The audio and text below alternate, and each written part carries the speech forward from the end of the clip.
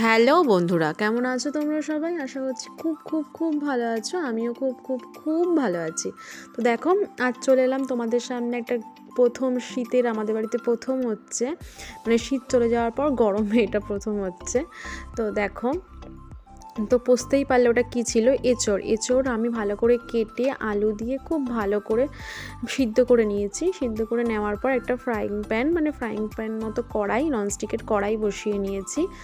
এখানে যে ননস্টিকের কড়াই নিতে হবে তার কোনো মানে নেই, আমি একটা কড়াই বসিয়ে দিয়েছি। দেওয়ার পর দিয়ে দিলাম বেশ খানিকটা পরিমাণে তেল দেওয়ার পর তেলটা গরম হলে দিয়ে দিলাম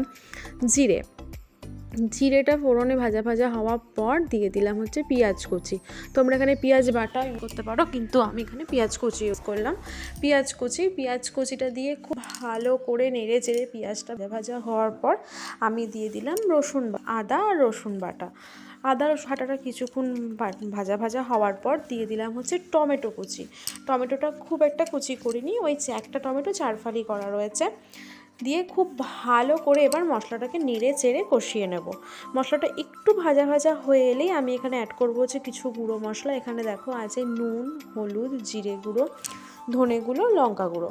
তো দিয়ে আমি খুব ভালো করে এবার বেশ খানিকটা সময় নিয়ে মশলাটা কষিয়ে নেব, অতক্ষণ না মশলাটা থেকে কাঁচা গন্ধ চলে যায় আর মশলা থেকে তেল ছেড়ে আসে। দেখো, খুব ভালো করে কষিয়ে নেব। আর কষানোর মাঝখানে দিয়ে দেব হচ্ছে বেশ কিছুটা চিংড়ি মাছ। এঁচোড় কিন্তু চিংড়ি ছাড়া খুব একটা বেশি আমার ভালো লাগে না। অনেকের হয়তো ভালো লাগে, অনেকে নিরামিষ এঁচোড়ও খায়, কিন্তু আমি বেশিরভাগ এঁচোড় চিংড়িই করি। তো চিংড়িটা আগে থেকে ভেজে নিয়ে নিই, কারণ চিংড়ি ভাজলে মানে বেশি ভাজা হলে চিংড়িটা বেশ রাবারের মতো হয়ে যায়, তাই চিংড়িটা আগে থেকে ভাজে নিই, কষানোর সময় দিলাম।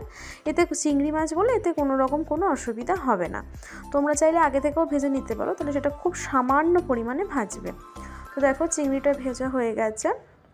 এবার আমি খুব ভালো করে অনেকক্ষণ সময় নিয়ে, প্রায় মিনিট 10 মতো সময় নিয়ে মশলাটাকে খুব ভালো করে কষিয়ে নিয়েছি। আর দেখো, টমেটোটাও একদম কিন্তু গলে গেছে। কষানো হয়ে গেলে আমি এখানে এই জল ঝরানো সেদ্ধ করা আলু আর এঁচোড়টা দিয়ে দিলাম। আলু আর এঁচোড়টা দিয়েও খুব ভালো করে মশলার সঙ্গে কষিয়ে নেব। তো দেখো, মশলার সঙ্গে খুব ভালো করে নেড়ে চেড়ে কষিয়ে নিচ্ছি। তোমরা যতক্ষণ পারবে সময় নিয়ে কষাবে, তাতেই কিন্তু খেতে খুব ভালো হয়। তো তোমরা চাইলে আগেও এঁচোড়টা আলুটাকে ভেজে নিতে পারো, কিন্তু আমি অতটা তেল ইউজ করব না বলে আমি এঁচোড়টাকে এখন দিলাম। আর কষানোর সময় অবশ্যই জল দিয়ে কষাবে, আর খেয়াল রাখবে যেন কোনোভাবে কোনো মশলা বা কোনো এঁচোড় আলু পুড়ে না যায়। নিচ থেকে লেগে গেলে কিন্তু তার স্বাদ একদমই খুবই বাজে হবে, একদমই খেতে ভালো হবে না। দেখো, ওই আমার মশলাটা পুরোপুরি কষানো কমপ্লিট, সাইড দিয়ে তেলও ছেড়ে দিয়েছে। যেরকম ঝোল খাবে, যদিও বা এঁচোড় চিংড়ি একদম টালটালে ঝোল কেউই খায় না, যে সেরকম বুঝে জলটা দেবে।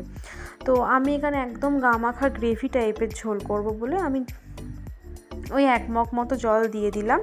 দেওয়ার পর ঝোলটা ফোটা পর্যন্ত ওয়েট করব। ঝোলটা ফুটে এলে দিয়ে দেব ঢাকনা দিয়ে কিছুক্ষণের জন্য সিম করে রেখে দেব। আলু আর এঁচোড় যেহেতু আগে থেকেই সিদ্ধ করা, তাই খুব বেশিক্ষণ ঢাকা দিয়ে রাখার দরকার নেই, খুব তাড়াতাড়ি মানে সিদ্ধ হয়ে যাবে।